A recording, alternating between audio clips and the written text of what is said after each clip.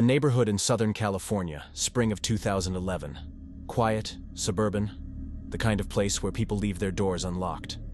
A man called Samuel Wiggins Jr., age 62, was reported missing by his family. He lived in Diamond Bar. A gentleman by most accounts. Calm, predictable, someone people trusted. Weeks drifted by. Wiggins wasn't answering calls. Friends began to worry. No obvious clues appeared. Nothing. Until that fateful day in late May. A woman is pushing a trash can down a residential street in Ontario, California. A lumpy trash can, the kind you'd almost ignore, until the smell hit. Then the sight. Human remains. Bits of a body, floating in plastic bags, concealed beneath garbage. Neighbors recoiled. Someone called 911.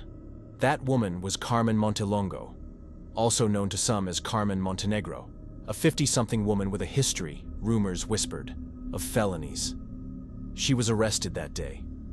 In her possession, the trash can, Samuel's car, his bank cards, his stuff. All silent accusations before the world even knew the full truth. It wasn't just in the trash can. Over the following days, investigators made a gruesome discovery. They found Wiggins's head and arms planted in flower pots, hidden in Bell Gardens, pots that had been delivered by Montelongo and her son to a relative's house. Other body parts, torso, legs, were buried in the backyard of a home in Ontario she was connected to. Doctors and forensic examiners peeled back what remained. Wiggins had been stabbed 24 times, 2 wounds straight through the chest, 22 deep ones in his back. The kind of attack that doesn't let someone fight back for long. His lungs were punctured, his ribcage torn. The force was brutal. And then came the shocking revelations of motive and demeanor. Montelongo had used Wiggins' credit cards after his disappearance. She'd driven his car. She told people she and he were still in contact, covering her tracks with lies. A relative testified they saw her in a hole in a backyard, digging. They saw her toss body parts into the trash. They heard her plead someone to help her move the remains. She offered money, but many refused. When her trial came, the courtroom was tense. The DA's office described the crime as heinous, cold, and calculated. Montelongo's defense tried arguing various things. Identity confusion, alias, confusion about mental state. But the evidence felt damning. DNA, the carpet, the blood, the travel of body parts, the lies. A jury weighed all that. In September 2014, she was convicted of first-degree murder. The court sentenced her to 25 years to life in California State Prison, plus a consecutive year for an enhancement. The jury found true that she personally used a deadly weapon in the crime. So, now, memories of Samuel Wiggins remain scattered across pots, gardens, and garbage cans. The community remembers the horror. The image of a woman wheeling body parts in a trash bin through a neighborhood street. And there's a larger question that lingers. How grief and betrayal can twist into something monstrous, and how sometimes the weapons of murder are hidden in potting soil and the shoveling of dirt.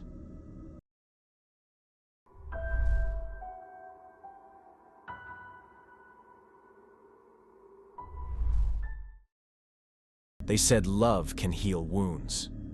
For a woman called Bertha Mary Scorse, love tore them open. The year was 1952. Bertha, just 20 years old, lived in a small seaside town called Newlyn in Cornwall, England. A woman called Joyce Mary Dunstan, age 26, had also been living with fragile health. Both women met earlier at a tuberculosis sanatorium. In that place of illness and vulnerability, something tender bloomed. Joyce and Bertha became lovers. It was unexpected, forbidden, beautiful in its secrecy. When their treatment ended and they left the sanatorium, life didn't become simpler. Joyce returned briefly to her husband, but that stay was short. Before long, Joyce chose to live with Bertha in Bertha's mother's house. For a time, the two women built something real, against whispers, against judgment, in the stillness of shared mornings and muted nights. However, in January 1952, their fragile world began to crack. Joyce walked out. She left the house. She left Bertha. Jealousy, heartbreak, Desperation. They say these are dangerous things when love holds so much rawness. Bertha followed. She sought Joyce down. She found her. And in a moment, things twisted so violently they could never be undone. Bertha pulled out a dagger, a blade glinting under cold January light, and stabbed Joyce Mary Dunstan again and again. Stabbed her until life bled away. The people who'd known them, neighbors, friends, were stunned. This was not the person they thought they knew. They say she was arrested that same day, rage still in her eyes, grief in her voice. When the trial came in February, the court was packed. Bertha had tried to kill herself twice before being carried into court on a stretcher, so weak she could barely stand.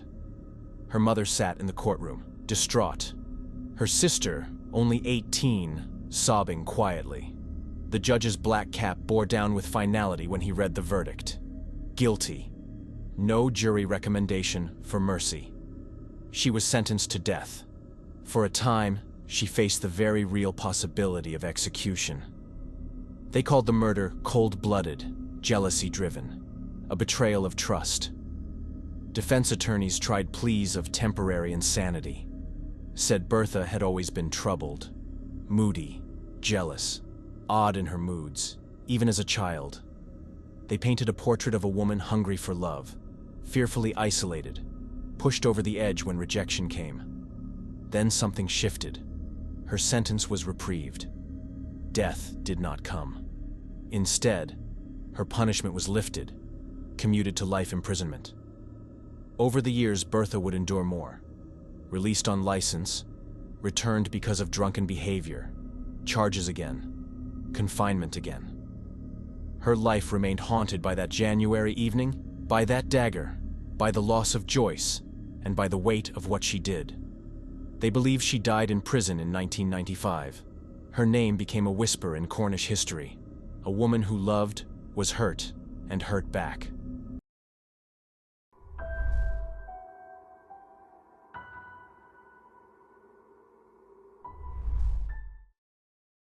She seemed like someone you might pass on the street without thinking twice. A woman called Simone Weber, in her 50s, matronly, quiet, from Nancy, France. But behind that calm exterior, something darker was unraveling. It starts with a man named Marcel Fixar, her second husband. He was elderly, 80 years old when he married Simone in May 1980.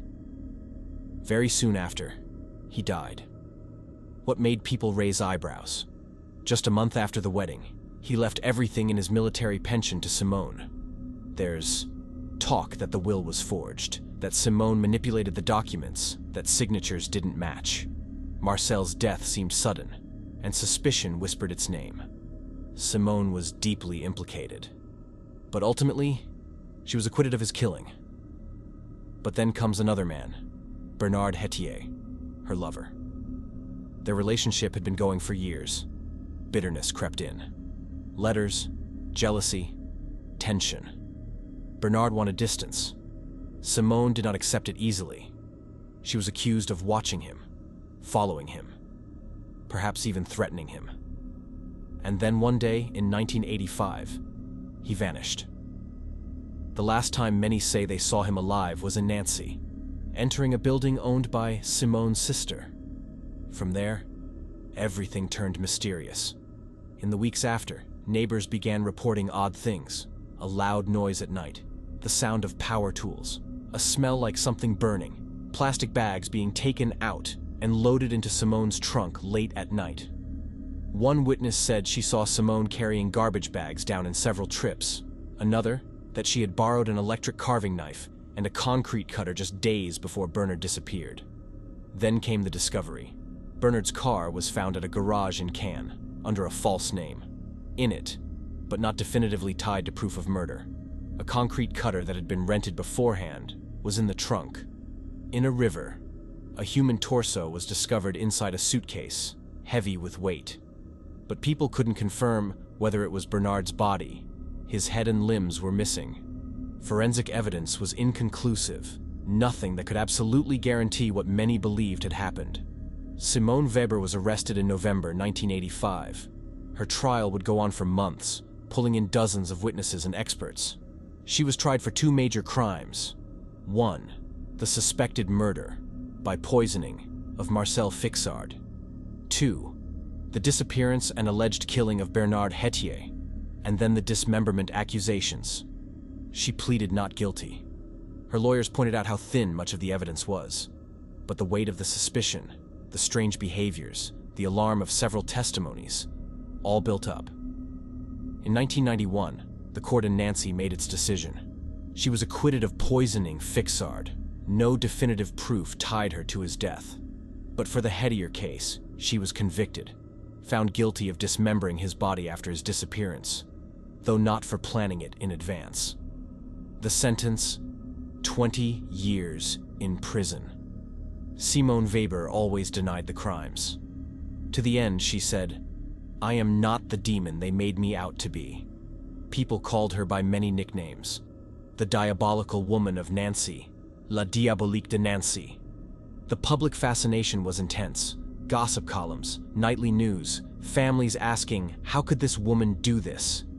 It became one of France's most talked about criminal trials in years. Years later, after serving time, she was released in 1999. She lived quietly afterward, always maintaining her innocence. But the questions remain. Many are still unanswered. Was Bernard's full body ever found? Was there enough evidence at trial? Was justice served, or merely assumed? Simone Weber passed away in April 2024, aged 93. Her death brought renewed conversation, not just about what she was convicted of, but about what we mean by evidence, suspicion, and how easily a person's past and personality can be shaped by public perceptions.